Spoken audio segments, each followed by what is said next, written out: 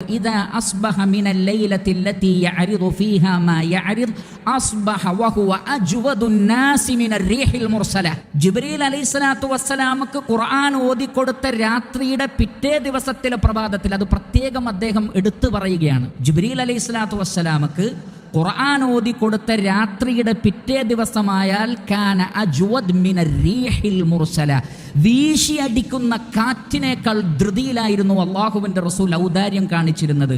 ശേഷം പറയുന്നു ലാ യുസ്അലു മിൻ ഷൈഇൻ ഇല്ലാ അഅതാഹ്, ആര് എന്ത് ചോദിച്ചാലും നബി സല്ലല്ലാഹു അലൈഹി വസല്ലമ കൊടുക്കുമായിരുന്നു എന്നാണ്. അത്രക്ക് എല്ലാവർക്കും നൽകിക്കൊണ്ട് ആഞ്ഞടിക്കുന്ന കാറ്റ് പോലെയായിരുന്നു റസൂലുള്ളാഹി സ്വല്ലല്ലാഹു അലൈഹി വസല്ലം. എന്തുകൊണ്ട്? കാരണം പരിശുദ്ധ ഖുർആനാണ് തലേ ദിവസം പാരായണം ചെയ്തത്. ഖുർആൻ പാരായണം ചെയ്യുന്ന ഒരു വ്യക്തിയുടെ ഹൃദയം സമൂഹത്തോട്, പാവപ്പെട്ടവരോട്, ഫക്കീറുകളോട്, മിസ്കീനുകളോട് ലോലമായിരിക്കും.